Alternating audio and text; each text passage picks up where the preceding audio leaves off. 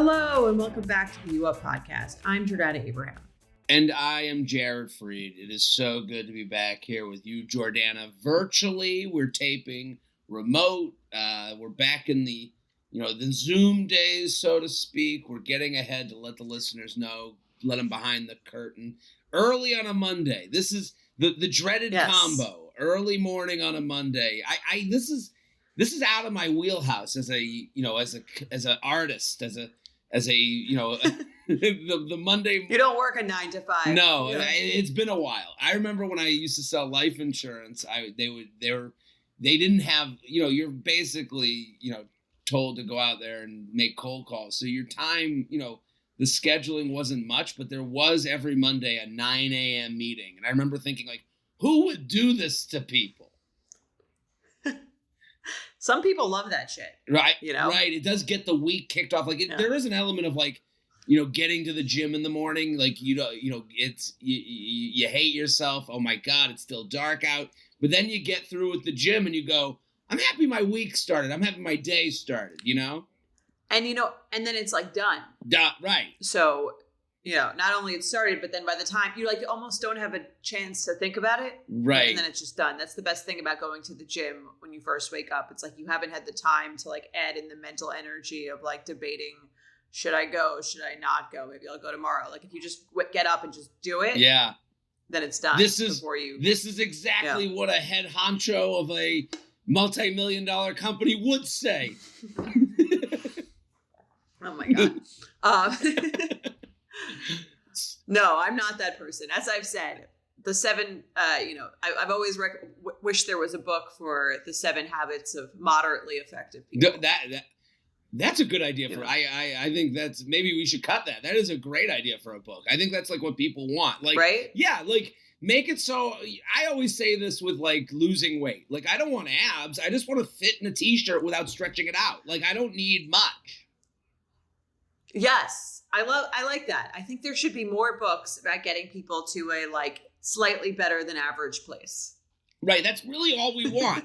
I think, to relate this to the subject at hand, dating, you just want to find someone that you can chill with on the couch. You're not looking, there's a lot, we make a lot of red flag deal breaker. And I understand sometimes I sound like the pickiest person alive, going through the dating world and being single. And whenever you're single to other people, you do sound like who do you think you are? And it's no, everyone's just looking for pretty good on the couch and someone they can show their someone else's Instagram to, and both of you judge and agree with the same judgment, Well, what the issue is, I think that people in relationships who are married have with people who are single and perpetually feel like they keep looking, because I'm sure you get this feedback. Let it out, Jordana. Don't make it about people. This is tell me how you really feel about me. No, I'm gonna give you it's about the insecurities of those who are married or in relationships, right? Because if there's someone like you who's haven't found the match and I'm keep looking and I'm cool and happy and good with my life, then it makes you question your own decisions, right? Of did I fall too early?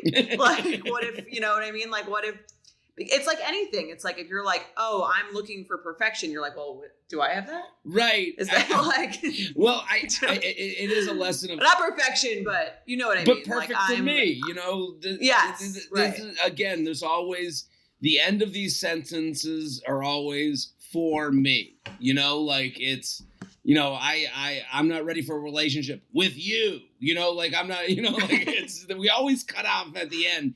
I was just getting coffee and there's a woman that I've seen around the, I see in the area and I've seen her from single to engaged to married. And it's and she's very nice and I enjoy talking to her, but now she's married and she's oh, marriage and engagement, single, it didn't matter who it was. It was the same shit, different day, it's same story, different chapter, it all comes down to my insecurities, I'm saying me for me, but like my insecurities, like, right.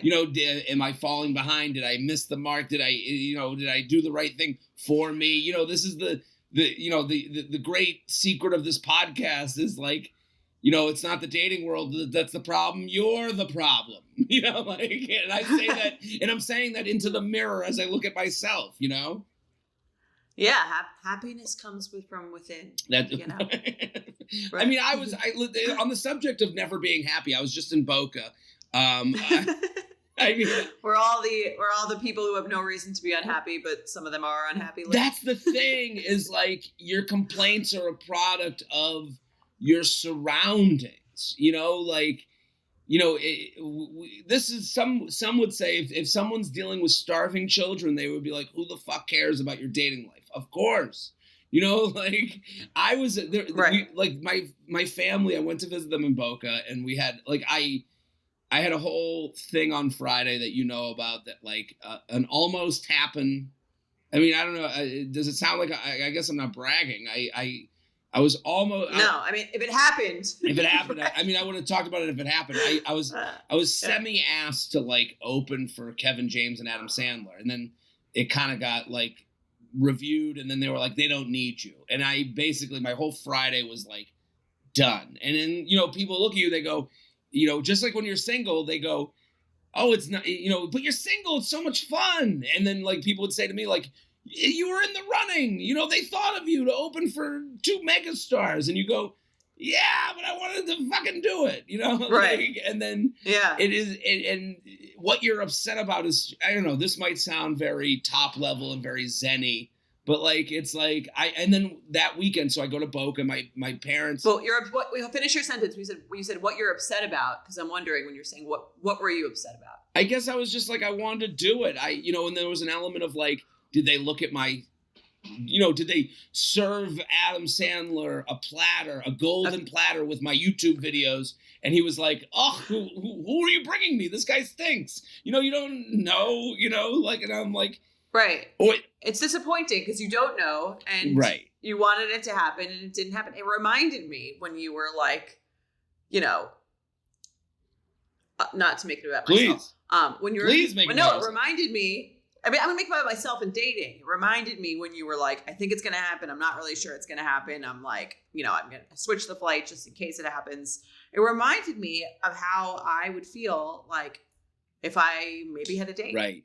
That like maybe didn't, wind up happening, or like you changed something. You were like really excited. It's like the possibility and the hope and the like a date you were really excited about. Yeah. And then they're like, I think I have to work late tonight. And then you kind of like sit there and you feel like a loser because you were like, well, if it was me, like I would have made it happen. Right. I would have figured it out. Like, and so you're like, oh, I care so much more about this than the other person on the other side, which for you is like Adam Sandler.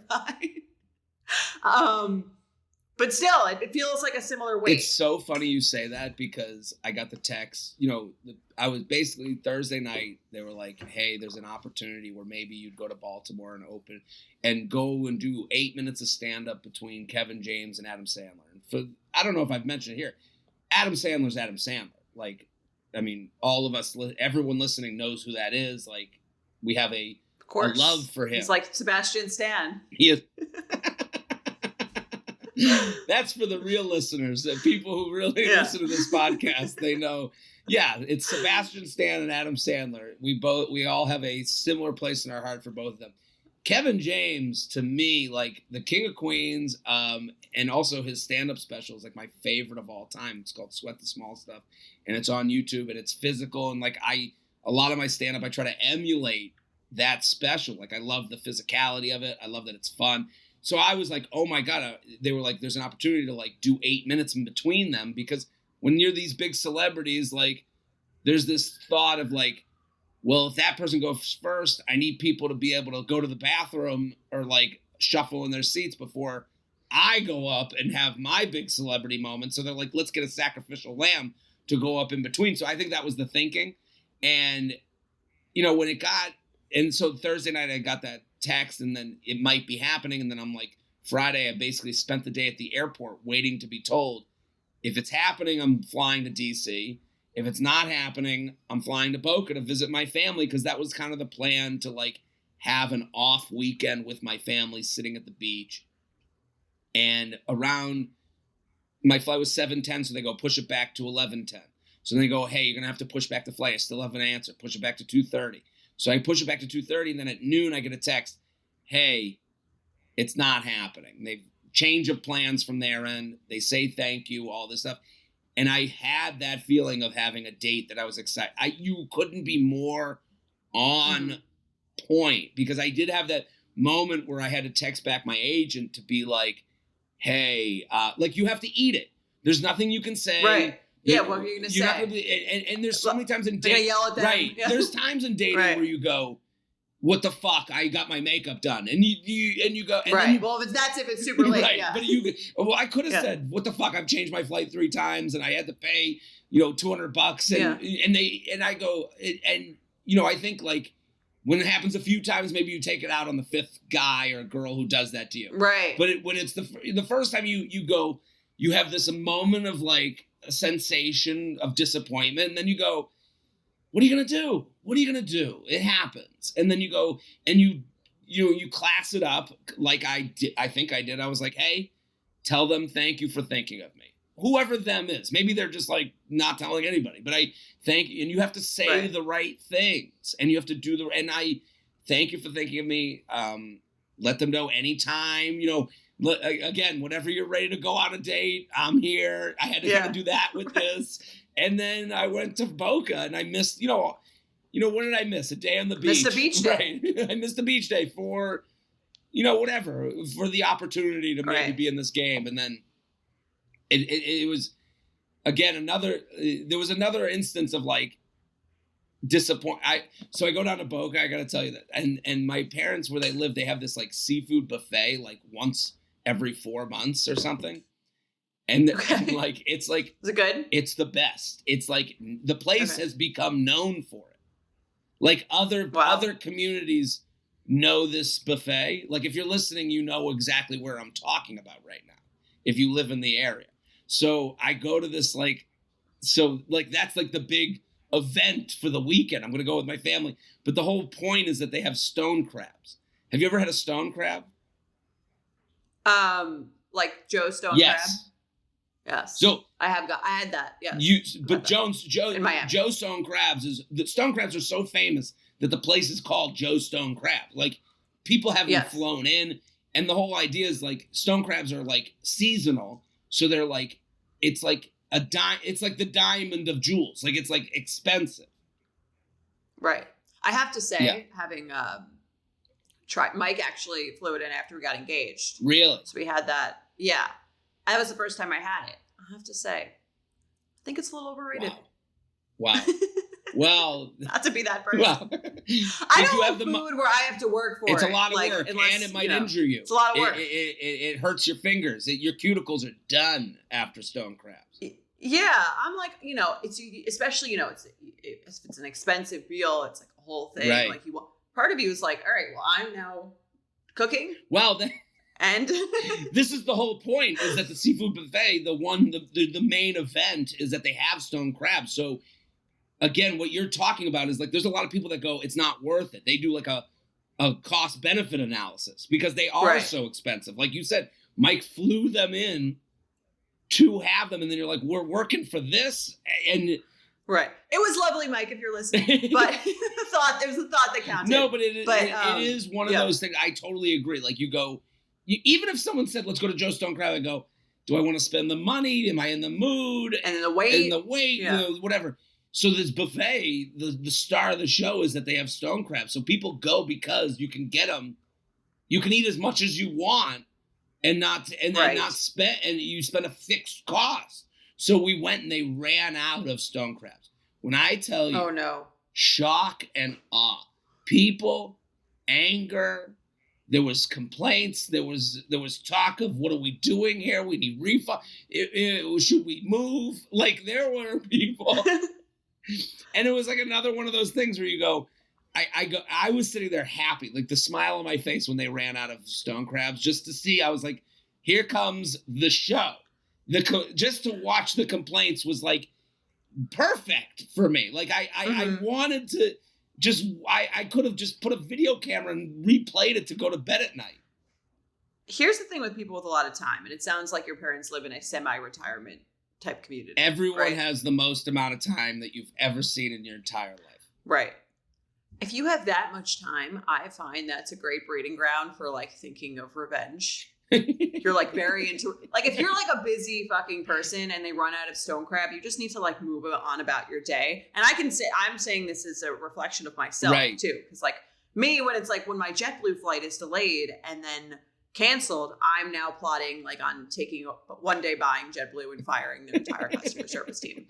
Like your parents or that community is like they ran out of stone crab and they're charging us. Like we're gonna move. It's like the bigger your like the more time you have, the bigger your revenge plot. Like the more you have time to plot. Jordana, my dad woke up the next morning and wrote a strongly worded email. Exactly. The idea that I'm like waking up to get my email hands ready to complain. Yeah, because like, you've got, that's what I'm saying. The less other problems you have, the more time you have to think, the more vengeful you become. And listen, here's the thing.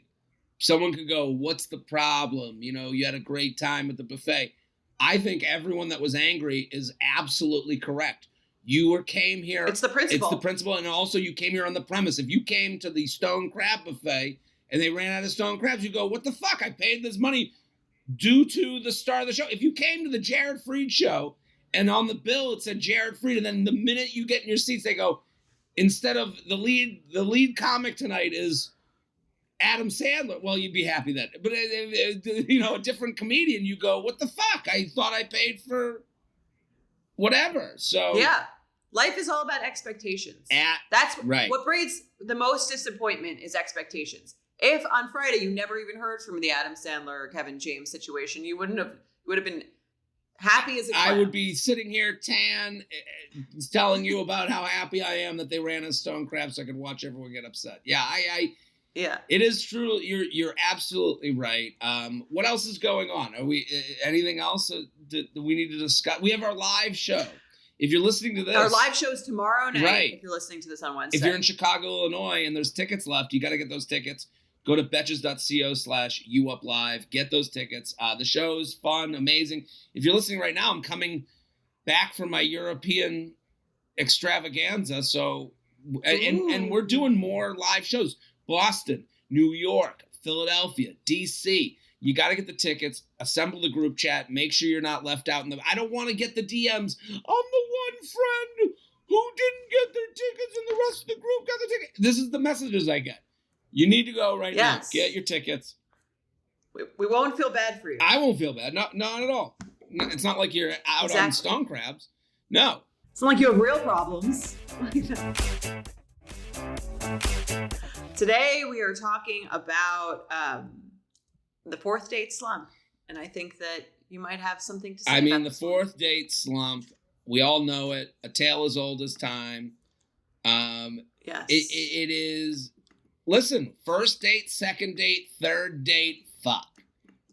Fourth date, fifth date, sixth date, trip, seventh date, eighth date, ninth date, what are we? You know, this is kind of the schedule you are on. I mean, did you ever feel the fourth date slump, so to speak? Did you feel like that it was always happening, a theme, so to speak? I did find that, I mean, if I can get, most of the time, if I were to get to the fourth date, I was like already into the person.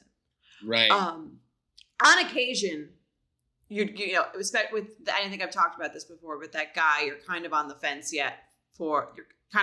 with, and you can kind of go in every direction. If I don't want to sleep with someone by the fourth date, then I'm like, all right, I've given them 3 dates. Have you ever been on the edge of sleep with someone or not? And you're like, well, if they go, then I'm in. Do you know what I mean? If they make the move? Like if they, you're on the third date and you go, well, if they push for, it gets physical and I'm attracted to them enough. You know, I've had a good time. I'm not sure about this, but I'm attracted to them enough where if it got physical, I would go down that road and see what happens. Have you ever been on that, like, edge? Yeah. Yeah. I have. where it's like, and I hate to say this because it sounds like icky, but I often think that would happen, that fourth date thing would happen. And maybe it's partly because like there's a friendship vibe. And but partly sometimes it's because the guy wasn't really making like any sort of sexual moves like early enough. And I hate to say that because it sounds like, oh, like be aggressive sexually, which is not like really the message that I'm trying to give. But I do think that there's like, if the guy is like too hesitant to make a move, it can sometimes feel like you've gone too far and then there's no like sexual chemistry. So I guess I'm a little confused. So basically you're saying on the fourth date, you're like, let's get physical just so I can see what this is all about? Or are you like, I'm not even going to get physical with them because they haven't made a move until date 4? It's almost like it's too late and now I've sort of categorized them differently in my mind. Or there's like, it just, and again, maybe it's not too late. Maybe it's just there was no sexual chemistry to begin with. Right. But sometimes you'll like, if you go on a first or second date and there's no real moves being made, and for women more, I think, than men, you'll be like, well, maybe, you know, I'm not seeing them in the right context, or it's just they haven't had an opportunity to make a move. And like, you like, let me give it another one. And then a certain amount of time passes where you're like, I just don't see this being like that kind of relationship. I'm just not as like physically excited about, it's being with them. It's almost like if someone doesn't try to make out with you early enough, the window passes and you never want to make out with them again. That's interesting. It's funny because like I've been on dates where it's like a makeout didn't happen. And like when you're younger, I think as a guy, you go, oh, maybe they're not, like maybe they're not a sexual person. Because I think most guys are on the first date because they are sexually attracted. Like there's no like, let's see how they are on the date. Right. So I think like, when the makeout doesn't happen, it's like, but then as you get older, I think I like have come to realize like, this doesn't have the secret sauce.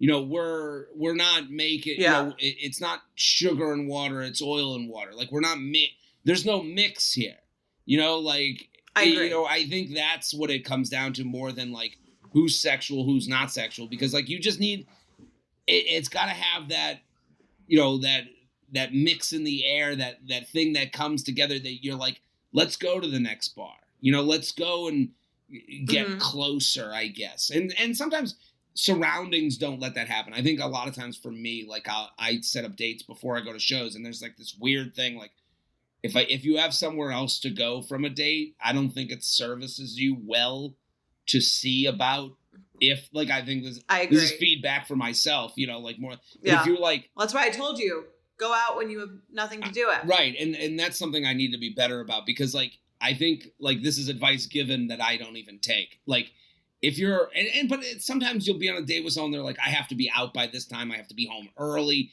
If you're and I'm not saying that you can't go home early. Like, listen, that's okay to have that excuse built in because maybe you want to get out of the date, whatever. But I'm saying if you give the date a chance to have the night, like that does give you ample opportunity to be like, instead of going on 3 dates with someone, where you're like, well, let's see, they didn't make a move on date 1 or 2, the third. I think that like sometimes I'll get done with a first date where I have somewhere to go and I'm like, okay, goodbye. And I'm like waving, like, gotta go. And I'm like the mascot waving, like, and it's like, I think that's a lot in the setup, a lot in the, where, oh, let's go to this drink spot and the timer goes on and an hour and a half later you go, okay, well, I have to be up for gym class tomorrow,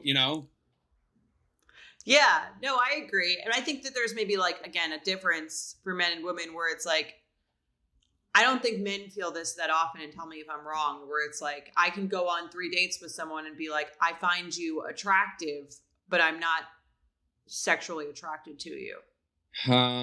Yeah, not as much. I think like, right. I think you got to see that sex can happen very quick. Again, like we're simple beasts. I don't like it. Right. I think that's also the problem with dating app matches, like the way guys receive it.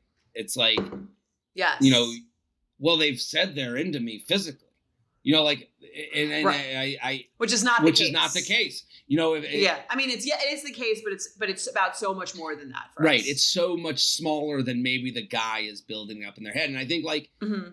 you know, something that we have talked about on, or we haven't even taped this yet, but it'll be out by, or I'm assuming it might be out by now on the U Up with Benefits, like this idea of like, what gets you motivated? You know, like this is why you get a lot of guys in the fourth date slump. I think a lot of times are dating app guys where they're like, they're falling off because they're like, I've gotten something out of the match and knowing that you are attracted to me, even though I think it's more than you know, like, even though I think you're more attracted to me than you are, that's kind of all I needed. You know, there was no mystery here, you know, where you go, I know they're attracted to me. We went on 3 dates. Is this worth it at this point? Right. Where that's the shitty part, because it feels like that's very much attached to sex. Right. Where then it can feel like, oh, he got what he wanted. Right. And even if you don't have sex, though, you know, like I agree. Like if you had sex on that third, let's say, you know, hypothetically, you have sex on that third date and you go, well, I know they're attracted to them and we've had sex. And now I'm kind of coming to terms with, is this more than, do I like you? Yeah. Is this something I should keep going with? Because now that we've had sex, now it's like, okay, my actions are doubling. You know, oh, they went on the date after sex. They must really like me. Again, in the way where it's like, you're not that attracted to us. It's not that big a deal to go on that fourth date.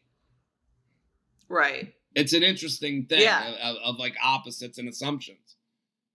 Yeah, it's like the paradox of dating. Right. Really. Like that's why dating is so hard, because it's so hard to find that sweet spot of like, we're both like each other on maybe not the exact same level, but like close enough that it's sort of this magical mix of like, the man doesn't become less attracted, obviously in a heterosexual relationship, and the woman doesn't become more attracted once you get to that point. It's like, yeah, if you could see it'd be a fun like movie thing or a TV thing to see the physical and mental graph on a chart, like to see like where the mental goes up, where the physical goes down, like over the like a heat map, so to speak, over the course of the date. Like the guy comes in, physical is at an all-time high.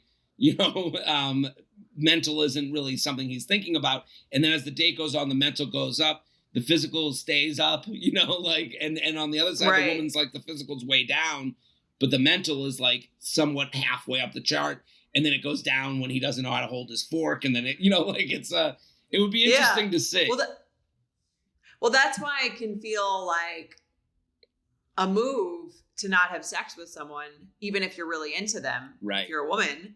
Because you're like, all right, let's see how important this, like, let's see. Or you're almost forcing the person to get to know you on a deeper level and make that decision before you go there, because you know, if you sleep with them, you're going to go higher. Right. On that scale. And you're forcing the guy you're basically forcing the cum out of his body.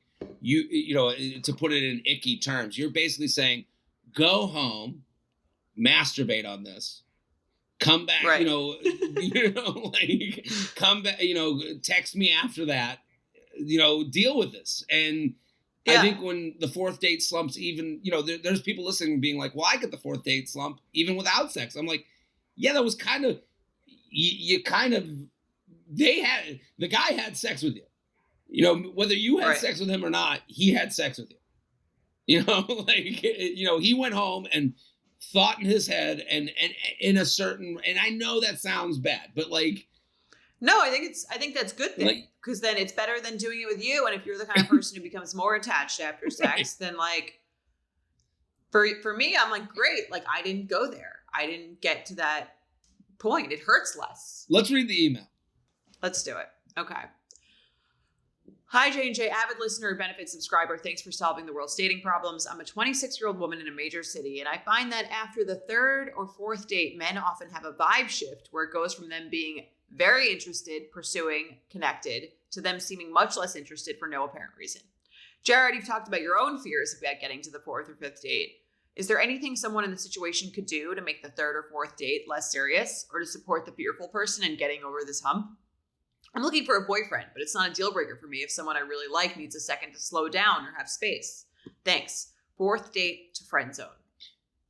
I mean, again, to repeat something we say all the time, a tale as old as time. Like if you said this, you could say this in any language, in any part of the country, and some woman would look at you and go, "Sing it, sister." Like, like it is.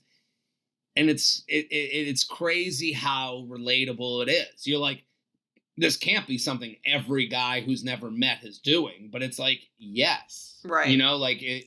Well, yeah, because kind of just like women will go on like, if they're on the 3rd or 4th date, they're like, they're emotionally masturbating. Right. They're seeing it. And again, I don't want to see everyone, but a lot of women, if they're at that point, they could see it going somewhere. Doesn't mean they want to be with you forever, but they wouldn't be there if they didn't. And I don't think that's usually the case for men. Well, and I think guys know that. Like the idea of like, that's why the response of like, I wasn't looking to get married is not a stupid response, but it's a response that kind of, it glosses over the point. Like, no guy thinks you want to get married, but every guy does think you would like to see where this could go if you're on the 3rd or 4th date. So, yes. And here's the math I'm doing. And again, I've been better at this. I have been, as you know, I've been kind of ending things earlier than maybe I would have in the past. Right. Even before physicality, like, getting to that level. And you do the math, and this is part paranoia, this is part anxieties that are for me, but I'm assuming if they're happening for me, they're happening for a lot of guys. You're doing the math on like, I'd rather not be considered the bad guy than keep trying with someone that I can't see it with. And that's the math every guy is doing. And there's this thing where it's like, a lot of women will go, no, but I just want to see what this is. And they're right. I'm not saying they're wrong. They're like, let's just date and we'll figure this out. And it's like, and you go, yeah, but I don't want to do the thing where it's this like, you're a mess on the floor, and I'm this guy who's like, well, I tried. What's that? Right. And then, it can feel like the expectations and the pressure feels very not even. It's like you're too far away on that how much do I like you scale. Right. Or how invested in this am I scale. Right. And you're Adam Sandler and they're Jared. yeah. Like, but so you're right. Because to them, it's to this guy, maybe it's like, yeah, let's see. And it's like, we get this email about the 3-monther. We get this about the 1 year. We get this, and you go, listen, let's see what this. We all know the pie of a relationship is physical, it's mental, it's. There's a whole pie of things that someone's looking for in a person, and they're trying to see if that pie is the right mix for them. And then you go, I was just like how many times, like I guess this works into my own fears, but we talked about this on oversharing. Where it's like, you get told a lot of times, like, I'm just dating and I'm trying to figure this out. And this other person on the other side is an adult. And this is about male ego, too, where it's like, they're going to be fine. But I think a lot of times, like, the feedback you hear is like any guy who dated someone for a number of months and then went, you know what, this isn't the match for me, is evil, asshole, douchery guy. I disagree that that's what is thought about them in mature, normal female circumstances. Okay. I mean, I think about the Julia episode, right? Right. Where in the Julia Sunday special, we talk about this. And I thought, like, up until the very end, I thought he had done nothing really wrong. Right. I think it's totally okay to date someone however long. I mean, we talked about this on oversharing too. It's okay to date someone as long as you want. And then when you're not interested in anymore, to end it. Like, you're allowed to change your mind. I think where it becomes where the man becomes quote unquote evil or bad or like fuckboy or whatever, you want to call it, is when he's indecisive and he sends you mixed signals and he comes back after that without regard for your feelings, because then it's feels like the addict drug dealer situation where it's like the person, knowing full aware that you're more invested in it than them, feels kind of lonely and then comes back to you. Right. I really think that's really the only scenario in which case I'm like, this guy is not a nice guy, because anyone's allowed to not date someone. Right. In the scenario where that person is evil, like anyone who doesn't want to marry you is evil. Like, no, that's not, I don't think that's a fair assessment of anyone. It's more like anyone who doesn't want to be with you, but then makes you think at times that you might, or continues to sort of like interact with you for their own ego or for their own feeling. That's when it becomes a situation where one person is kind of being taken advantage of. Right. I guess the when it comes to like, I totally agree with you. And when you look at it that way, you go, oh, this is all a stupid, this is a stupid fear that men have. But I think when you're on that third date and you go, do I opt in or do I opt out? And it's a very small opt-in. It's not even you're being asked to do a lot. You go, oh, let me just delete the apps and see what's going on with this person. And I think that feels like a big hill to go over when you're like, but I don't see the long-term potential here. And then someone would go, well, how do you even know? And you go, well, that's and then the you other go, question, well, I don't know, but if I spend time on this doing a lot of times men are fixers. Like, if any woman I've ever dated, when they're like, I don't feel sick, I'm like, what can I get you? Do you need water? Like, you want to fix it right away. And they go, I don't need anything, just I'm not feeling well. And you go, well, and I would always go, do you need to go to the hospital? And it would like annoy the fuck out of whoever I was dating. Yeah. And I'm like, that would annoy me. Right. Right. And I go, and it is the more I found out that annoys people, the more I did it, as a joke. Hospital, or like, to me, to even say I feel sick, as we went over last episode, it would take a lot for me to be like, I don't feel well. Right. Well, maybe you're expecting other people to try to come in and fix it. Sometimes you just want to like say it and then just nothing. You don't need anything. You just want them to know that that's how you feel. You need a minute. Right. And I've never to feel that way. I understand that, but I don't. Like, it's just not something I would do, but I understand it. And I do think, like, when I've opted in and I've been like, I'm off the apps, I'm going to like concentrate on what this is. I even without saying it, I'm like, okay, let's do the brunch with your friends. I'm down. And then let's do, you want to come down to Florida? My parents, there's seafood night. They're having stone crab.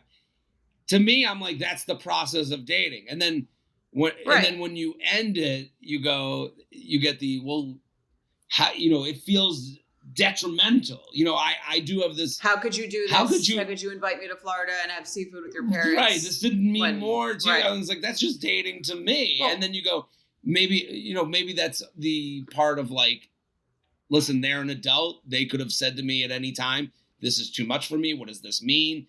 If I go, I'll be more invested. I wish someone would say this to me, because then I would maybe go, well, to me, this is 4 months. I don't, I get it. It's this constant negotiation. I think that's why at these third date junctures, these fourth date, will we, won't we, you go, I'm going to get if I really did this, Sorry, can I ask you a different question? If someone gets to that 3 or 4 month mark, does that mean they were more interested in you than the third or fourth date guy? Like, what is the difference in someone who ends it after the third or fourth date and someone who ends it after the third or fourth month? Not to sound really like I have no feelings whatsoever, but there's like, we've talked about this, like, the Sex and the City light on, cab light off. Like, it is somewhat situational. You know, like Okay. as bad as that sounds, I think everyone, male, female, does have that thing with it. Well, what do you mean? Well, I think you go, like, that's the reason cuffing season exists. You know, you go, it's Right. cold. Okay. I'm not really going out as much. We're having a great time together.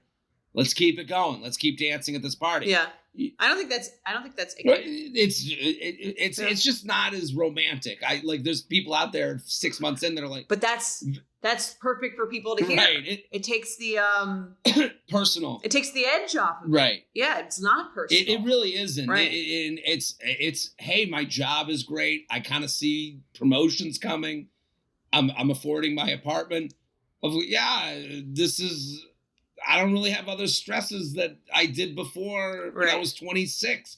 At 30, I do think it's like, I mean, honestly, like in my life, like if I was 3 months in, it would be like, there's people that I was 3 dates in that maybe I would have given more opportunity to when I was going to open mics versus now, like, right. And I think that's so. I think that's a great thing to hear because it means it's so little of it is about the person and much more about you. I totally think it's like this 3-date thing. I think it's like way more situational than it is personal. Because you go, oh, we're having a good time. What else is going on? And then you go, well, again, there is this other thing where it's like in their pocket is like 7 other matches that they have on a dating app, and maybe they're just out there to like. But I'm saying for someone who's really looking for something, and you've had this like pretty good 3-4 date thing, you go, well, this is also like, I'm going to Europe in a week. Like if I had a great first date tonight, I don't think it doesn't really have a good chance because I'm going to be gone for 20 days. That's for anyone listening who might be going out with Jared. There's no dates. I've deleted. I am like, I feel very free bird. I'm a free cluck. I don't know. That's not a bird. Yeah. It's a chicken. I mean, free chicken. No, I think that's very important to hear. And so then to bring it back to the listener's question of, is there anything someone in the situation could do to make the 3rd or 4th date less serious? No, I don't think that's what you should be trying to do at all. No. I wouldn't be changing yourself to fit these guys. Instead, I think it's about asking the right questions on these first few dates and kind of like, someone doesn't have to explicitly say it, but I think that there are signs that someone is either, to find out what place in someone's life they're at. Right. And I would also say, and again, to go back to the situational aspect of this kind of talk that we're having, if you're on first date drinks, second date drinks, third date dinner, that is going to be, if your dates are according to schedule, so will your breakup. So it is my belief that which is fine. This is okay. But to me, it's not a wonder that when you're on a dinner date, and entrees come, and then in order of how these things usually go. And I'm not saying you have to be like, well, let's go to the park on the 3rd date. I'm just saying that like, a lot of these dating app meetups go on this like very specific trajectory. Very specific, totally great way to put it. The specific trajectory where you go, of course he's going to go back and reassess the notes after the 3rd date, because 3rd date dinner, what's next? It's hang at the apartment, and now this is a bigger thing. So maybe it's like, if this person's like, maybe it's a little bit of like, I'm not, when we talked about like holding out for physicality, like a matchmaker Maria has their 12 date rule where you go on 12 dates. Or hangs. Well, this is the point I want to bring up is she'll count seeing each other randomly for coffee as one of the 12. And I think more of that, like, hey, I'm out right now. Come meet up. Hey, I'm doing this. Want to get coffee. Hey, I'm going for a walk on the highway. Want to do this. I think that kind of helps this out a little bit more to like take it out of, And milady, will you be going on the first date? And I shall send you the pigeon with the invitation for our dinner date on Thursday. And every Thursday, it takes the formality out of it. I think that kind of helps this person. Right. Like, let's get to know each other in jeans instead of slacks, so to speak. I agree. And I also think waiting to sleep with someone, again, makes the stakes less high for you. Right. And maybe them. And again, I don't think waiting to sleep with someone gets someone to commit to you. I think that waiting to sleep with someone gets someone gets you. It's about you, not about them. Right. It's about you feel less pressure on the situation because it matters less to you because you haven't gotten that chemical sleeping together thing. And so much is made of guys being like, "Oh, she didn't have sex with me. I don't like her anymore." No. That's not. Great. If that's the case, I'm saying, no, then, like, I'm sure that's the case sometimes. Right. If that's the case, great. Dodged a bullet, but also, like, I've never heard guys complain about a hand job from someone they like. Like, I'm just saying, like, I've never been like, oh, this girl that I really like gave me a hand job. Like, no, you're like, no, I'm in the game. I'm getting handies. Right. So yeah, I mean, it's the same thing as like a coffee date with someone they really like. Right. No one cares. I feel like right. If you like the person, doesn't matter. Yeah, and I just want one more note about her again to support the fearful person in getting over his hump. And I think that's an interesting thing because I think, and I'm sure you've experienced this before, where it's like if you're ending something after the third date, I don't think there's anything someone could say to you that would bring you back in. Is it? Or should they try? No. Right? I mean, like, no. I think, like, don't take it so personally, too. Like, I think I'm happy you brought up, like, it's not personal. It's like, like, I'm happy we went down that road. Because I've sent this text. Good or bad, it's not personal. There are people who would date anyone. Like, right. And it's not because of you. No, I'm saying it's not because they get along. I'm not saying it's a bad thing either. It's like they get along with many people. They fall into relationships extremely easy. That's all. That can also seem like bad, but it's also kind of like, yeah, you found someone who's like relationship oriented, right, and really likes that, and like really, it's not about you, but it's also like it's less romantic because it's not about you, right? I mean, how many people that are married out there, like no one ever says that at the wedding. That's the problem. No one's like, at first it wasn't about you. You kind of served a purpose. Like that's most marriages. Like at first, we were at the right place. Well, no one on the Our Story page is like, yeah, it was two people at the right time of life that really were lucky to, intersect each other on the x-axis of the graph. And you go, well, that's not fun, but it is a lot. That's way more a percentage of people's relationships than anything else. Like, listen, your parents probably got together because they were within the same city confines of each other. There wasn't, hey, I matched with someone in another city, like. And here's the thing. It looks healthier that way. Right. It's always like, it's the least romantic story is usually the healthiest story, to be totally honest. The most romantic story of, we were star-crossed lovers and we had to there usually has some toxic elements to it. That's why, there's no great love stories that you see on TV or in the movies that are super straightforward. Right. Like the healthiest thing is usually the most straightforward thing. They met, they really liked each other, right place, right time, and similar values, and it wound up turning into a relationship, which turned into a marriage, which turned into your parents, whatever. That's right. And that's why you're here. Right. Yeah. I mean, the exciting stories are usually the most toxic. Oh my God. And the will they, won't they? Jim and Pam. If you explain Jim and Pam to people, she cheated on her husband, emotionally cheated on her husband. Like. Yeah. It's fucked up, not healthy. Great Our Story page. Right. Well, let's do some awkward sex. You ready? Sorry, let's do it. Yeah.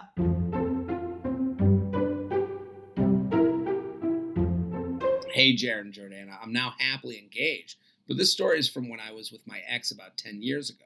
We were fresh out of college when his parents asked him We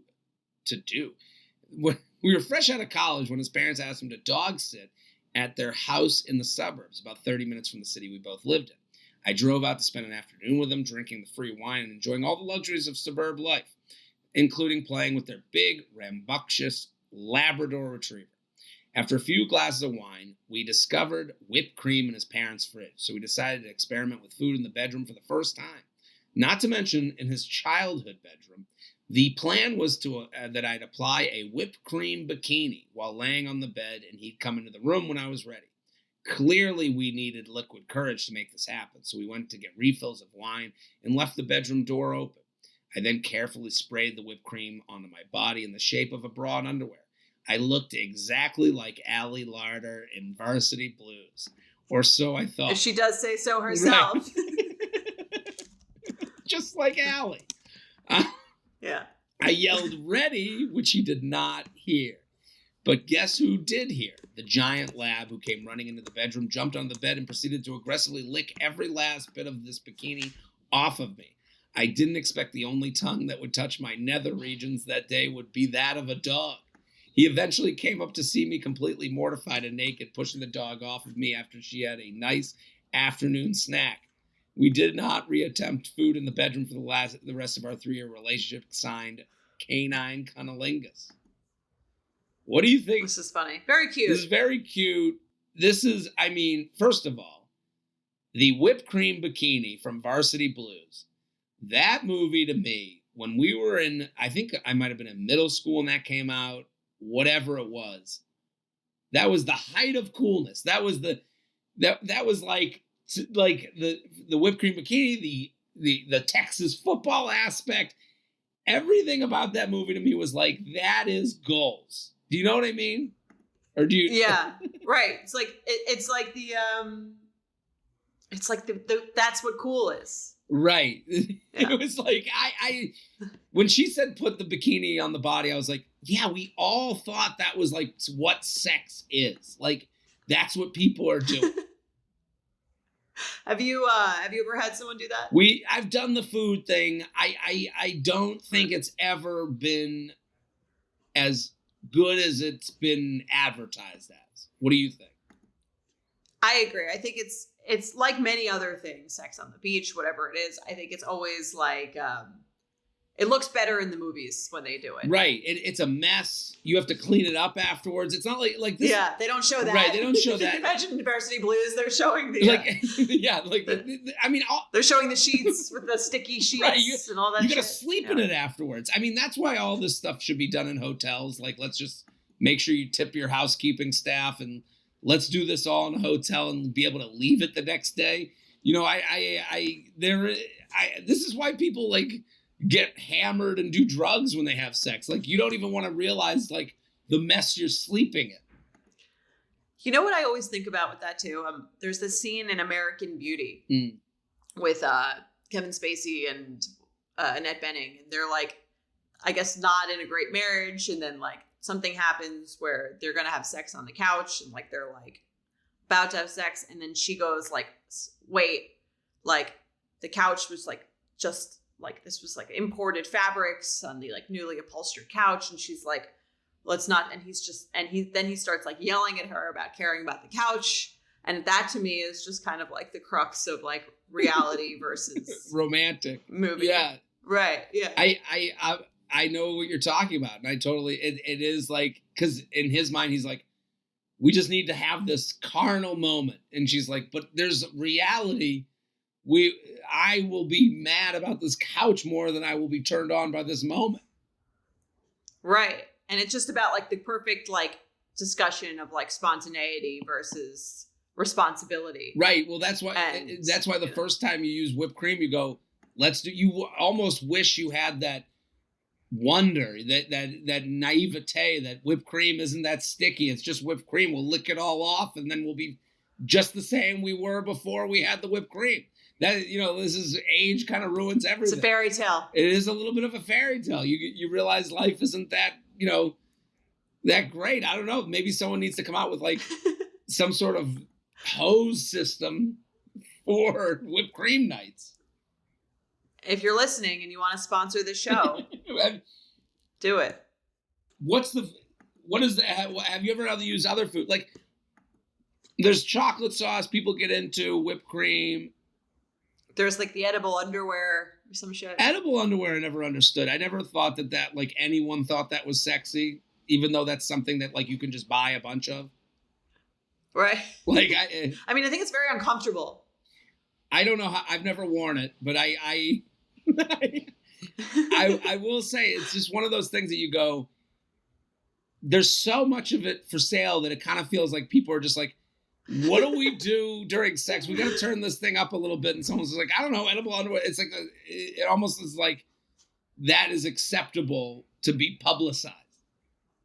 Yeah. I mean, I've discussed this before. I don't like food in the bedroom. Crumbs in the sheets. I don't like the messiness. Mike is not allowed to eat in bed. I think it's, so I don't red like flag or deal breaker, they need food in bed every time you have sex. They need to have their own separate sex bedroom. Then that is not my problem. Oh, it's about the That's cleaning. not like the one where I'm. Yeah, I think it's like I don't want like crumbs in your bed. Like that's gross. Red flag or deal breaker, they bring out food the first hookup. So you're in bed and they're like they order food? No, or is this part of the the sex? They're like, first time you hook up there, you're making out. They're like, I got whipped cream in the fridge. Would you be? No, you can't do. You're like, this is too much. I mean, we talk about this a lot. I feel like it's kind of like you've got to ease into shit. Right. It's a little cheesy too. You can't bring out. Yeah. Not to. Yeah. Pun intended. intended. I feel like kind of. Exactly. Maybe it's like our first Valentine's Day and they're trying to do something creative or out of the box. That's fine. First time, I think, should be. First time. Let's just decide if like the two of us is okay. Right. Red flag deal breaker. They use savory food. Like a hand roll. Right. They come out with it. They're like, you know what turns me on? Pizza? A turkey leg. No, I don't think we're gonna work. Did you have names for this one? Varsity Blues. I had Ready Whipped. Like that one. What do you have? I had Doggy Style. I had Eskimo Brothers, but I guess it was a female dog. Now that I'm rereading it, looking like a dog snack, and then I like that. Here's my best one. You ready? Feastiality. Okay. Like bestiality, but food. Yeah. I like. Okay, there you go. Yeah. Yeah, you got to be wary of big dogs. I mean, the most disgusting part about this is that a golden retriever sheds. To me, so there's like in. You're more disgusted by the hair. Yeah, I'm right. The dog's licking you. The hair's everywhere. You're sticky. So it's like it's like when someone does the chicken thing when they it's a tar and feather situation. Like with you're sticky from the Ready Whip. Now there's hairs coming off of the dog, so you're just covered in sticky dog hair. Like to me, I'd be like, I would literally take my finger and nudge her into the bathroom to take a shower at this point. Yeah. This is only okay with a non-shedding dog, right. Like a golden doodle. That's right. This is why they exist. This is right? for this purpose. Let's do another email. All right. Hi, J&J. I'm in a predicament. My best friend from high school and her boyfriend have been together for about a year, and he sucks. I can hear her saying this. For context, she was a bit of a late bloomer and was very insecure for a long time. She sort of decided she wanted to find a boyfriend and dated very few people before getting together with him. But I have a few issues. Well, I have an itemized list of issues. Right. This friend is a very specific type of friend. Seriously. She is so out of his league. Not that looks should matter, but she's an outgoing, tall, very fit blonde, and he somewhat resembles a skinny caveman. In looks and social skills. To be fair, he does seem to realize how out of his league she is, and as such, is obsessed with her. 2, he's very awkward and doesn't seem to have much or any ambition. The second part wouldn't annoy me if he was extremely supportive of her career and wanted to be a stay-at-home dad or something. Instead, he does not seem to be competent at literally any household tasks, cooking, cleaning. How does she know this? Right. That was I have a lot of notes on her. Is she touching the windowsill? Like, is he walking around with a feather duster and she's like, oh, he's doing that wrong? Like, how? I wrote that down. Like, who are you to know how good at household chores he is? Does she live with him? Right. And they've been together a year. Like, I don't even know my friends' wives' names. They've been together 18 years. They got kids. Like, how do you know how well that this person cooks and cleans? She's very invested. It seems. And as she is currently in med school, he has brought up that he wants her to do residency near his very rural hometown on the other side of the country from all of her friends and family. She's made it pretty clear she wants to remain in a big city and has no desire to move across the country. 3, she has mentioned several times that while he has met her family, he is very cagey about introducing her to his family, even over FaceTime. 4, random, but I feel the need to add that I have never seen him wear his own clothes, only hers. This is the one that really confused me. Is he just walking? Is it clothes that she purchased for him or actually her clothes? Yeah. That part is the weirdest part and needs to be expanded on more than any of the other. Right. There's like usually I read an email and we're like, okay, I'll take it for what it's worth. This is the one where I was like, I don't know what you're even talking about. And listen, if he's wearing her clothes and that's what he prefers, I guess good for him. That's the lifestyle. She doesn't care. Yeah, yes. She obviously doesn't care. That's the lifestyle that they're living in. Good for them. But it's like, if it's clothes that she's, I guess the only realistic version, it's clothes that it doesn't matter actually, because it all kind of is in the same vein to me. I'll get to it. Go I agree. Go ahead. 5, he has made several odd comments about how I could possibly know things about her that he doesn't. And when we were catching up, made comments along the lines of, oh my God, TMI, your friend doesn't need to know that. As if I haven't known her 10 times as long as he has. The problem is they live in another city because of COVID and some other random events. I'm the only one of our friend group who has met him, and I haven't had the chance to talk to her roommates, college friends, or her sisters to get their opinion. Is there anything I can do? She obviously has not seen him in the same way as I do and is totally smitten. Without knowing what literally anyone else thinks of him, I'm not exactly in a position to have an intervention, but it's gotten to the point where I want to turn down plans with my best friend if I know he'll be there. We're both well out of college and at the point where she could easily end up engaged to this guy in the next year. Do I just have to suck it up and hope for the worst? Sincerely, I can't spend another minute with this man. So This email is like, I don't think there's such a thing as a lot of men who are emailing on behalf of the friend dating the woman that they're not really cool with. What does a man do if he doesn't like his friend's girlfriend? Say nothing and don't hang out with them. Goodbye. It would have to be like a close. And I understand this person's close with the person. Here's the problem that they have. I wrote down 1 through she had 5 bullet point reasons. Okay? She's out of his league isn't a good reason. That is your opinion. Okay? You don't know what her type is. You don't know what gets her off in the bedroom. You don't know what makes her wet. There's a butt for every seat. Your opinion on her height and good looking and his height and bad looking is irrelevant. Yeah. Also, your friend could suck. Right. We've only heard your opinion. Right. Right. Right. She's your friend. This is actually a narcissism. Oh, well, she's my friend, so she's great. So she must be amazing. Right. Listen, we're all about hyping up your friends and yes, queen. But a lot of that, internet shit is detrimental and is stupid. Yeah. So, number 2, his household chores, his ability at household chores, that is your opinion on what is value on someone's value. She says he doesn't make any money, but he's not even good at being a house dad. Like, to me, this is like, if a man said this, it'd be horrific. Where it's like, she doesn't even work, but she doesn't even want to be a housewife. And it's like, it's not even like he doesn't work. He does have a job. Right. And it's like, and again, it is your opinion on this guy. 3, he won't introduce her to his family. And that is also your opinion. She mentioned it to you, but she hasn't complained about it to you. So she never came to you and said, I'm crying a mess and said, he won't introduce me to his family. She's saying he's kind of not done that yet. And now your opinion is he's being cagey about it. 4, he wears the clothing thing. I don't know. I mean, but that's...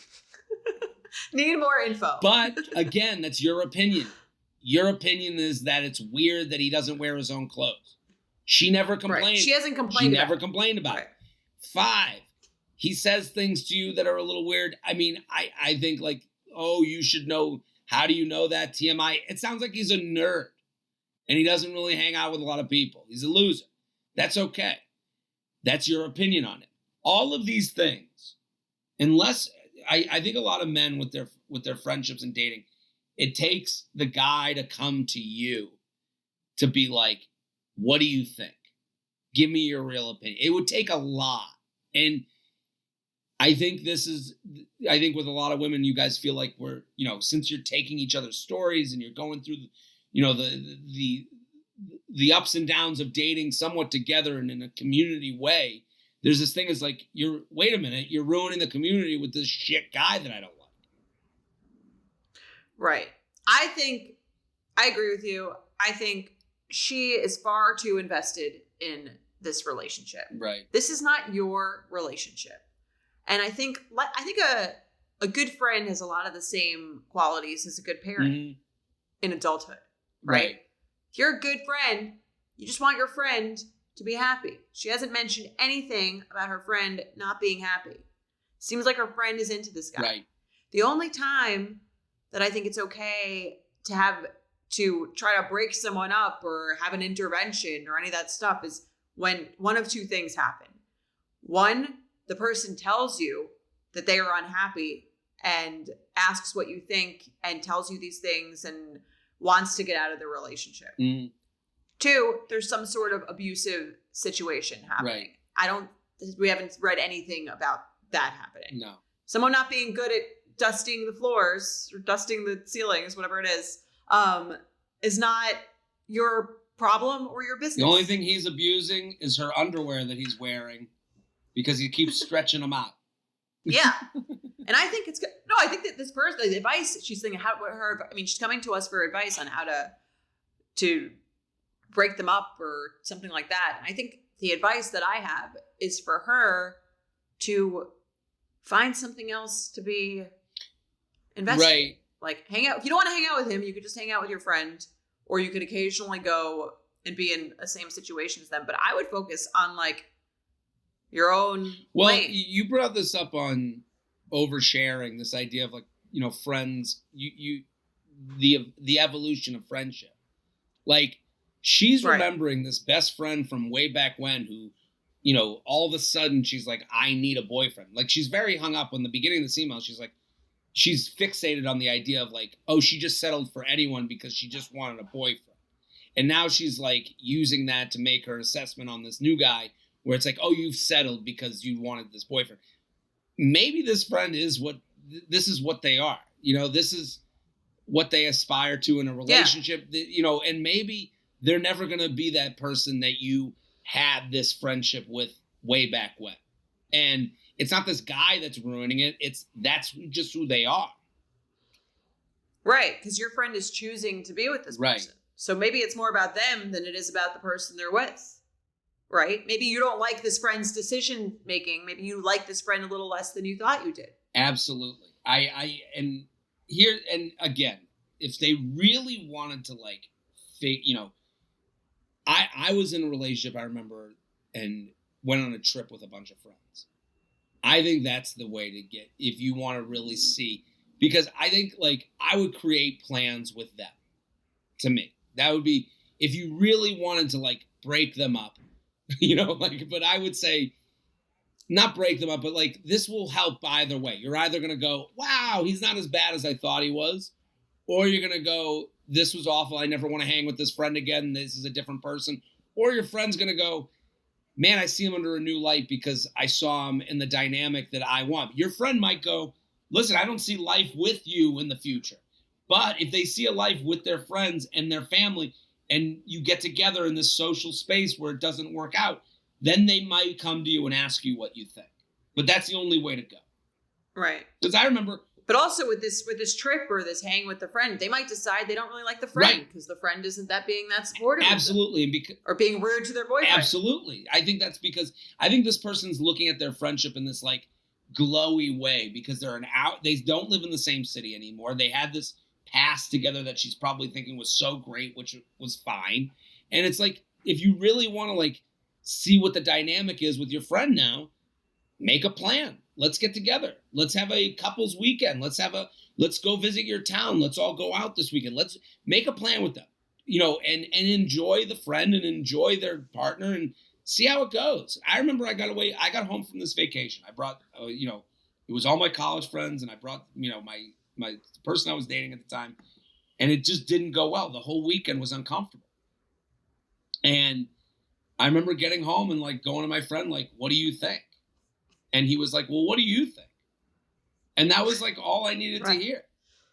And I, you know, in my mind, I saw my life involving this group of people in one way or another. And I was like, if this didn't go well, then when is it going to go well? And if your friend said, what do you think? I think that's a good part to hammer on, right? Where, yeah, but I think that if this person wants to be an actual friend to this person, I think if they're talking about her relationship, she could say, what do you love about this like relation? Like not in a judgy way, but no, in like a curiosity way. Like you seem to be, even if she seems really happy, you seem really happy. Like what is it about this guy that's getting that you? I noticed you're really happy. Like what is it about him? What is it about the relationship? Right. That's curiosity rather than judgment. Absolutely. That's the way to go. What do you think? Right. That's like exactly what your friend said in a more direct way. But if you didn't ask, you probably wouldn't have had that opening. Right. You got to ask. And curiosity, I think that's definitely the advice. Curiosity over judgment. Right. I mean, Naomi talked about this on Oversharing about like, you know, someone her kid was friends with that she didn't like. That's got to be weird because what are you going to say to your kid? That kid sucks? Because then your kid's going to go and say it to everyone and say, my mom thinks you suck. Well, she said one of the moms wrote in and she was like, I don't like that my kid hangs out with this other kid. This kid is rude. This kid I don't like, you know, bad influence, doesn't like this person. And what she suggested, which I think could be applicable to this as well, is like a motivational interview. So instead of saying you're not allowed to go to this person's house or you're not allowed to hang out with them, you could say, you know, what do you like about this friend? Like, what is this, you know, how do you feel when you hang out with this friend? And usually like the person sucks. The person is probably going to realize on their own by that motivational interview that they don't really like them. This is how my parents parented my whole life. And I don't even know if it was, now I'm realizing, I don't think it was healthy, but they would do, my mom does this to me all the time. She would get like younger. I'd be like, I'm going to sleep over at so-and-so's house. She'd be like, why do you want to do a sleepover?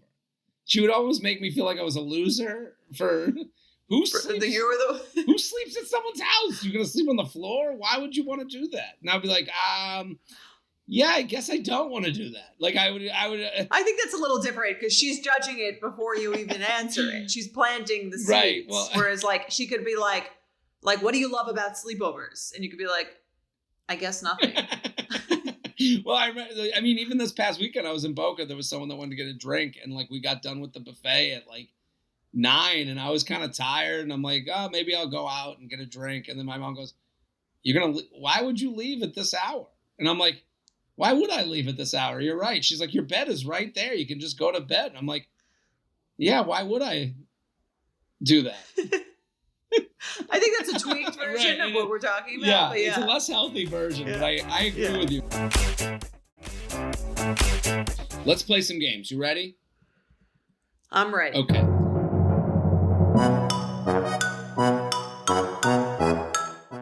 Adding someone on all socials before you've met in person.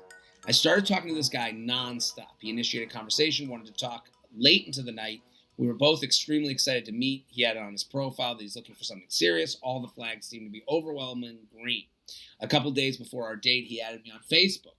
I personally never done this before and found it a bit weird, but my fantasy about how we were such a good match was in full overdrive. He then added me on Instagram. Even going Facebook, then Instagram is bizarre. Yeah, why would you start with Facebook? It is crazy. He then added me on Instagram. I guess you more stats on Facebook.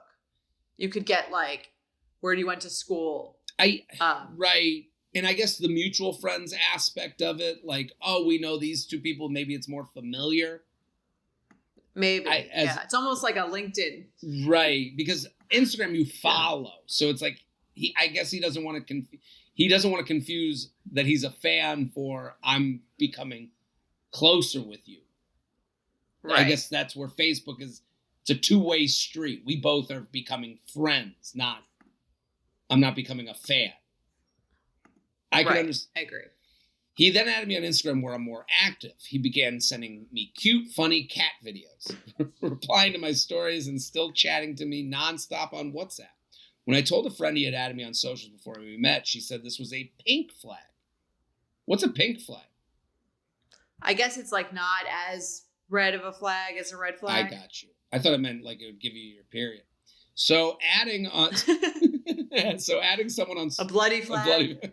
So adding someone on socials before an in-person meeting, red flag or deal breaker. And then they sent in a post-date update. We had an amazing first date, including him initiating making out and talking to me for a week after, before he told me he's not interested. I will not be adding someone. I will not be adding anyone on socials before the date ever again. I obviously unmatched, unfriended, unfollowed. I don't want to see what some guy who went too hot and heavy dropped me is up to for the next 10 years. Thanks. Like, even that response, to go back to our initial drop me. It's like, he was having fun. He was getting to know you. I agree it's a little too much, but. Mm-hmm. Well, I think the lesson here is that it doesn't mean anything. Right. Positive or negative necessarily. Like, it just means this guy, it's not about you. This guy does this with everyone. Right. It is not personal to you. And it's as unpersonal as him leaving. You know? Yeah, that's what I'm saying. It can feel, sometimes the personal thing makes you feel good, but it often makes you feel bad too. Right. Let me just start with like, I guess like a lot of people will be like, well, they came on hot and heavy to like, with all this stuff to try and trick me into sex. I genuinely believe, and this is like me going the empathetic route and me thinking of like when I've done this, like over Instagram, over social media connection before the first date, it's because it makes me feel good. You know, like it gives me a sense of connection. It gives me less loneliness. It gives me something to do in those in-between hours of the day when you're just looking to melt on your phone. So the idea that like, I think it's more that than let me make sure I get in her Facebook and her Instagram so that she thinks I'm husband material. I'm thinking of her in a Facebook way. I don't think it's as much that as it is on the spectrum of what it is, you know? So I think it's a red flag though to add someone on everything before a first date. So I would say red flag. I might still go out. I think it's a red flag. I would still go out, but I would also say I would feel like I was being checked out. Like I would. Yeah. Well, that's Instagram in general. Right. Yeah. But if I had like I have a public profile, like you could check out, you know, this can be done without me. So I think when they do that with a private profile, it's like, let me make sure. To me, this is like Googling the restaurant before you go. And then sometimes you do it. I Google the person. Of course. Yeah. But I think when you let them know and you follow and you get too involved on, again, it's a red flag, not a deal breaker, but it's like, it's definitely, I think they're like, to me, like this guy, like it's not about you, it's about him. Where I think what he's doing is he is literally like wearing you as a girlfriend and seeing how it feels. Okay, that sounds good. Right. And then when he goes on one date and it doesn't work out, you go, okay, at least I know, no time really was wasted. But yeah, no, it doesn't sound like he did anything wrong. And again, I don't think that adding him on socials was the reason that it didn't work out. But I think it's also okay to say, I'm not accepting him as a follower until I see how the date goes. Absolutely. You wouldn't be the crazy one in that scenario. No, yeah, someone could do whatever they want. You don't have to okay. Right. So when she says, never, again, I don't think that had to do with what happened. I think it would have happened either way. Never again. All right. I'll do another one. They still wear old clothes or gifted jewelry from an ex. Hey, J&J, my sister noticed I still wear a few shirts that were my ex's to the gym or to bed. She asked if my current boyfriend knows or cares that I do this. I was caught off guard because I have never given the shirts any thought. They are part of my t-shirt rotation. And for the record, my boyfriend has never said anything, but maybe he's never realized. They don't have any sentimental value to me, and I'd throw them away if that was the respectable thing to do for the current boyfriend. I guess I just never thought about this because to me, they are just soft t-shirts that I like. To go a step further, this got me thinking about gifts. On special occasions, I will wear a Cartier ring from my ex. Who's this ex? This ex. When I am dressed, right? Seriously. When I'm dressing up in nice jewelry, I kept the ring because it's a nice piece of jewelry and I didn't want to throw it out. My boyfriend has never asked about the ring or said anything about my ex. My ex is so far out of my mind, I honestly forget I even dated him. Well, I guess the ring really won't make you that memorable. Should I donate the ring or give it to my sister, or can I keep wearing it? Should I ask my boyfriend to see if he cares? Is wearing old clothes or gifts from an ex a faux pas? Sincerely, good conscience or goodwill. I'm going to tell her right now, her boyfriend has never noticed. We don't notice the shirts were someone else's. Yeah. The idea that I would look at someone I'm dating, where'd you get that Cartier ring? Like, I wouldn't even, I'd be like, that's just a ring shoe. Would it bother you to know? Well, that's the other thing. Like, I think that was kind of something I wrote down where I was like, I'd never noticed unless they told me. But if they told me and then kept bringing it up, I'd be like, why do you need this? What if they told you once? Here, if it's a t-shirt they wear to bed, I don't really want to cuddle with another man's t-shirt. You know, right. Like, I don't need that in my head that, like, I don't know, but it wouldn't make me end it, but I'd be like, why did you even need to tell me if you love that if you like that t-shirt because of its comfort value? That's what it is. It's just a comfortable t-shirt. The fact that you go, and it was my ex's. Now you've made it, you've kind of, it is on your mind more than you would even admit. Well, here, let's give it another scenario. Let's say you're like, oh, that's such a funny t-shirt.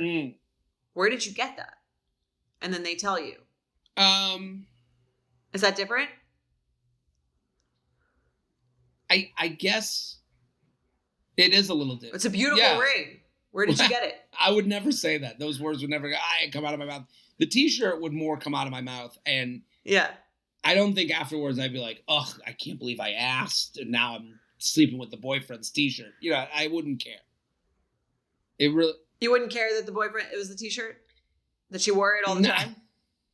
No. Well, on the one hand, I'm kind of like, this is a good sign that she's like so over it that she doesn't care. It's not like it's triggering for her to like see this shirt or this ring, that she's like so over it that she, you know, my mom's been engaged quite a few times and she always says, I never hated anyone enough to give back the ring. That's a great line. Which is a good line. My mom has a few good lines. So it's kind of like, on the one hand, it's like, okay, I guess it's good that they can see these things and not be like transported back to a time and feel like she never even thinks about the fact that it's there until she does. But on the other hand, if this was me, my husband was wearing an old t-shirt of his ex-girlfriend's, or let's say he was constantly wearing this like shirt or this tie that his ex got him. I guess if I didn't know, I wouldn't care. But if I knew, I would have to just constantly talk about it. Right. And you're seeing their taste on your boyfriend. It's like, I can understand like this idea of like, I don't think a lot of, you know, this is a little cliche, but like the idea of like dressing your boyfriend, like you're just basically you're seeing how they decorated your thing. And like, it's, I can understand why that's a little weird, where you're like, well, this is my thing to decorate. This is my thing to tell he looks good in the jeans. Not they, you know, like, I think the difference is like I don't think a guy gives a girl his shirt and is like, I knew you'd look great in that shirt. Like, there was no thought behind the bed t-shirt. But the ring. Yeah, even the ring he was guessing. He was like, it's a ring from Cartier. I know that's, you know, it wasn't like I when I hear Cartier ring, it's just I got expensive ring. It wasn't right. I really knew she would look good in this Cartier ring. So would you care about either of those things? I guess I would care more about the shirt because I'm cuddling another man's shirt, but I don't. Yeah. I would care more about the shirt too. So, man, he's wearing her old shirt. I'm ready for bed. So weird. Puts on a comfy, cozy Care Bears t-shirt. The shirt, I would just be like, just throw out the shirt. Right, it's over. Like, I just don't. It's like not the ring is like fine. You wear it on some nice nights. If I felt very secure in the relationship, I think I probably wouldn't care if they had like a very nice something from an ex. Again, it sounds like it wasn't that deep of a relationship because she doesn't really think or care about it that much. Right. Let's do one more. You ready? Yeah. Okay. Someone wishes your date a happy birthday while you're on the first date. Long-time listener here, love the show. The episode about a guy lying in his dating profile got me thinking about a first date that happened to me a couple years ago. I was back in my hometown in Sweden for a few months before I had plans to move to the UK. Knowing I was interested in dating, but not looking for something serious, my best friend and her boyfriend set me up with someone they thought would be compatible after ensuring he knew it would only be casual dating. That is something that I don't relate to at all. This idea that, like, set me up with someone where they know it's only casual. It's like, I don't think, I genuinely think the idea of, like, when a lot of women are like, oh, he said, he's looking for something serious, but then I think every guy is like, whatever happens, happens. Like, it's always casual until convince me otherwise. I'm confused. You're saying that, like, you don't. Starting a date on this is casual and will only ever be casual. It's just like, to me, it's like a strange thing. Well, I think you could do that if, like, there's a difference in where you live. Right. Right. That makes sense. Right. Where it's like, I don't know. I guess there's less expectation. I've never gone on a date with the expectation of, like, I guess maybe more later in life as I get older, you have this could be someone I'm dating. But, like, the idea that, like, we're going on a date to be, I don't know. I read this and I was like, I think it works for, like, very specific instances. I don't know if this one makes sense, but all right, I'll go. Sometimes it'd have to be like two people on very much the same page. But even then, I'd be like, let's just get the idea of calling it a date. Is like. I mean, you're not going to get to meet at a hotel. Right. Fair. It's still like fair. The date started off really well with dinner and drinks, though I felt it was a bit too serious for something casual. Again, like this ranking system. What was he supposed to do? What does casual mean to him versus? Right. I mean, it's like we were just saying, I guess, in a debate. Like, to me, it's like you can have a casual date and still get drinks or dinner, and then. Right. I could go on dinner with someone that I would just want to fuck. Yeah. Like. Yeah. Okay. But I nonetheless had a great time. He invited me to a get-together the same weekend, and I said I would be there. As we were walking out of the restaurant, he met a friend in the staff who stopped him to wish him a happy birthday. He thanked his friend while I looked at them in confusion. After I asked them why he didn't tell me that it was his birthday, but he denied it and said that his friend must have mixed up the days and that his birthday was tomorrow. It's not that big of a mistake. I asked him if the get-together was his birthday party, which he admitted that it was.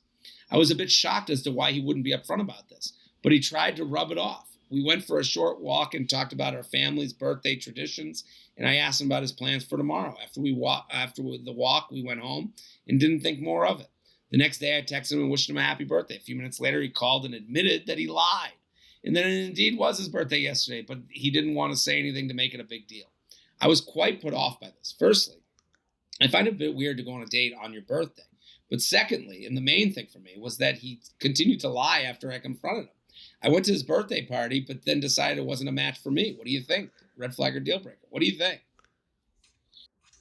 I think the fact that he told her the next day makes it fine. He was probably like, it's just easier to not tell her that it's my birthday. Like in the moment, he probably felt like, oh, she's going to judge me for going out with her on my birthday. Right. So I'm just going to pretend it's not. And then she kept asking about it and then called him about it. I think it started as a white lie and then it became a real lie. But the fact that he told her right away and he felt like he said it was weird, like, I think made it okay. Jordana, we need to play this out, okay? They go on a date. He says, hey, I'm having a get-together this weekend. Want to come?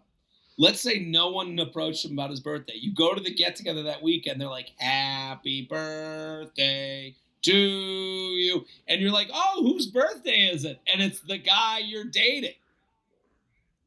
Well, maybe he mentioned it later that it happens to be for his birthday. I'm just saying. He didn't want to make it about his birthday.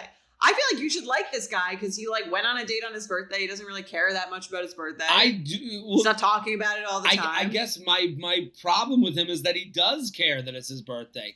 He didn't bring it up because he's having a get together. Well, he didn't bring it up because he thought it would be weird. Even she writes it. I was firstly put off by this because who goes out with? What did she write? Who goes out with someone on their birthday? Which is, she's judging him for going out having nothing to do on his birthday. I think that's okay. I think what's not okay is not having the social ability to be like, it's my birthday. I know that's crazy. Don't worry about it. Like, it's not, honestly, it's not a big deal to me. And I'm doing a get together this weekend. Like, if I knew someone's like, I don't really celebrate, my birthday's on a Tuesday. I went on a date on a Tuesday. I'm actually celebrating this weekend with my friends and family. I'd be like, oh, you have friends. It's not that weird. I get it. Like, the fact that he couldn't figure out how to do the improv scene with the woman about this birthday conundrum, to me shows... I think he panicked. He totally panicked. He fucked up. He panicked. That's what I'm saying. I think he did fucked up, but then he calls her the next day and he tells her he fucked up. So I feel like it's kind of like in the moment he felt panicked. He didn't expect the guy to wish him a happy birthday.